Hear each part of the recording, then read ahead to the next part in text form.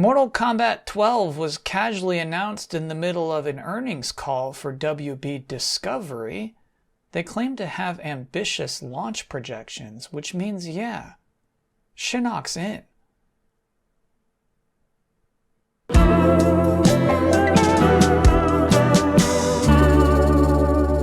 Sony announced this week that they would be holding a brand new State of Play featuring 15 minutes of Suicide Squad Kill the Justice League. Now this was great to hear because previously on Delayed Input, I had said this. Whatever their next public communication is, it's going to have to be exhaustive. It is going to have to very clearly define what this game is. And with 15 minutes, my God, that's more than enough time to show everyone exactly what your game is.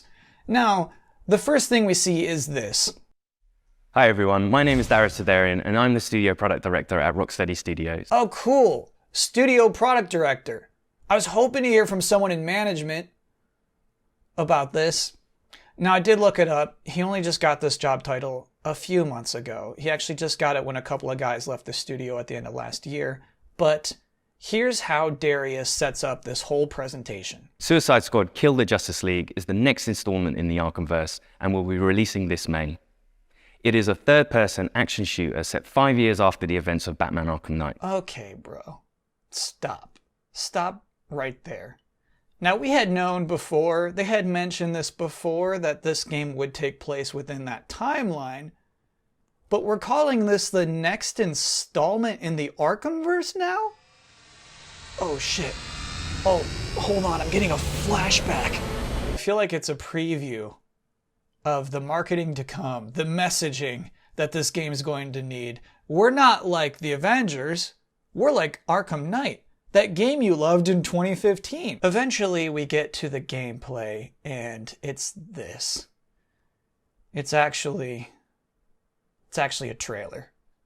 Heavily cut. And this pace is insane. It's hard to watch. I remember thinking in this moment, oh no, 15 minutes of this? Guys, this one won't die already! Killing it out there, how? It's absolute lunacy. I feel crazy watching this. You have the spotlight. Sony handed it to you. You got 15 minutes of a captive audience to just show your game as it is. And instead, whoever is producing this trailer said, I need quips every 2 seconds. Why do we never get reinforcements? Thunder upon this place! Yes! Anyway, there's a lot of action, a lot of shooting purple pus. And then Wonder Woman shows up. And she ties up Zombie Flash with her lasso, which makes it magically so that he can only tell the truth. And he says this. We have to die to save the world. I actually think that's a cool moment. I think that's heavy. I think that sells the whole premise of this game. But still, at the end of that, I was like, was that 15 minutes? I feel like something's missing here. Rocksteady Studios has even more to share today. Let's listen in. Phew. Okay, so now we can hear Rocksteady Studios talk. Now look at who the first person they show is. Suicide Squad Kill the Justice League is an extension of the Arkhamverse, and it's really about now reframing the story and telling it from the villain's point of view. Just to reiterate, this is an extension of the Arkhamverse, everyone. This is Sefton Hill, credited here as founder. Technically, that's still true in the present tense. He doesn't work for Rocksteady anymore. He's one of those two guys I mentioned who left.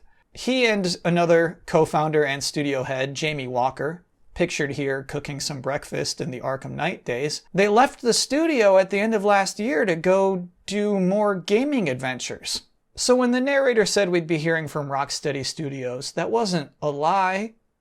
It wasn't inaccurate, but no, Sefton Hill here is not part of Rocksteady Studios in the present.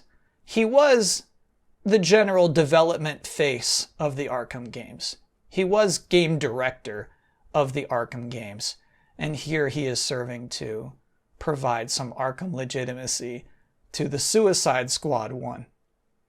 Now you might wonder, Hey, when are we going to see the game director of this game? Well, here he is. Axel Ridby. Oh yeah, finally we get to hear from the game director. I wonder if he has anything insightful to tell us about this game. The members of the Suicide Squad are Harley Quinn, Captain Boomerang, Deadshot, and King Shark.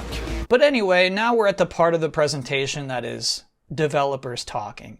This is their chance. Now they can tell us, they can admit that this is a game as a service, but on their own terms. We're looking at a variety of faces from a variety of departments talking about their favorite parts of this game, reiterating which 4 characters are in the Suicide Squad, and providing some actual information. But it also feels like maybe we're dragging our heels a little bit here. Now, Suicide Squad Kill the Justice League is given 15.5 minutes of screen time in the state of play. When do you think they finally said the word Battle Pass? Go ahead and guess. Yeah, you're right. It was in the last possible minute. Here's how they finally delivered the bad news.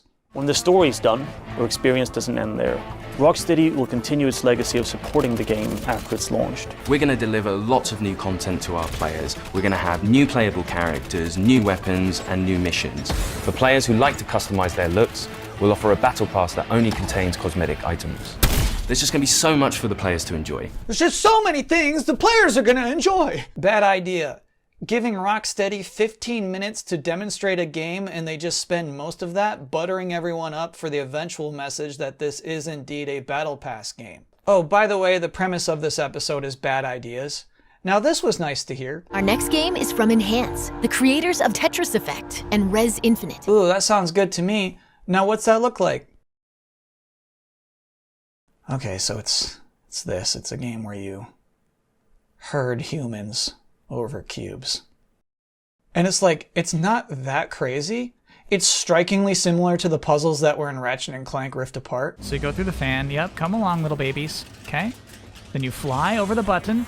Yes! But you know, obviously, this is its own game. Look at it. It's a tale of hope, conflict, chaos, and order. But also, the story doesn't really matter. You can make your own levels. See all this shit we made? You can too, it's not that hard. Bad idea? Level makers and games that don't benefit from level makers. Now typically, to be in a state of play, to receive all of this free promotion on this prestigious stage, on this live, huge, captive audience, you have to adhere to a certain level of PlayStation quality. However, some indie developers have discovered a loophole. Turns out, if you support PSVR 2, it doesn't matter how good your game looks.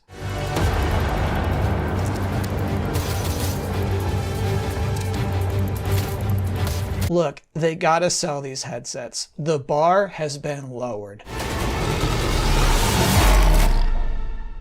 Bad idea. Assuming that sheer quantity makes VR seem any more appealing. The Destiny 2 Lightfall trailer displayed one of my biggest pet peeves. And no. It's not just covering Radiohead in a weird way. I think that can be fun sometimes. Like the Social Network trailer.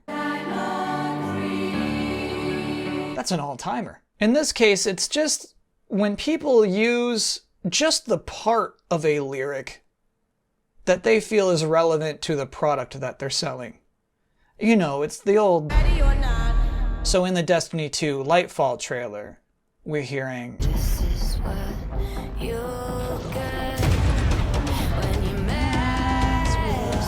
Right? And then I think they're saying Karma Police here. It's hard to tell over all the noise. But then, for the rest of that trailer, it's... There's lyrics they could have used. Instead, they used the until the end of the trailer, when we get back to this is what you'll get when you mess with us. This is so disrespectful to that song, to just take one part out of context and repeat it over and over and over. Bad idea. using only the part of a song that you like. Are you okay? You've come into this year kind of intense with the band stuff. The band is important. Alright, this one's just a double bad idea. First, dinosaurs with hairdos, obviously. But also, smoking teenagers talking about band practice. And that is delayed input. Thanks for watching.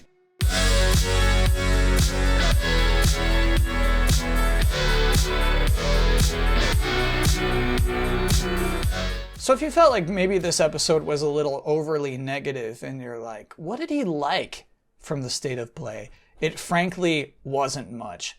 I think Chia is looking really nice. And once again, Capcom carried one of these events with just 2 trailers. I would like to show you maybe the best idea from the entire presentation. This. Now let's watch it slowly. Hit, jiggle, hit, jiggle, hit, jiggle. High tech. And here's the thing. Zangief is the perfect character for us to be able to have an adult conversation about this. If I showed you Cammy's jiggling thighs, it makes us all into degenerate perverts. We can't do it. That's just the rules. Zangief, on the other hand, he's a consummate professional. He has sculpted himself this way, and in my mind anyway, there's nothing sexual about his depiction. In a weird way, Zangief, we can just look at him and talk about his body and the way it moves without it ever being weird. Without us sexualizing Zangief, we can talk about his jiggling thighs. And it allows us to contrast with some advice I received recently from Masahiro Sakurai, who made a video just 2 months ago about hit stop. Hit stop, by the way, it's what we were looking at before. It's when both characters just kind of freeze in place when they hit each other and you feel the impact more. And rule number 1 is make the receiving character shake more. No, says Capcom. How about make the delivering character shake more? How about that impact? Thigh jiggle impact. This is bleeding edge shit. Good idea? Thigh jiggle on hit stop.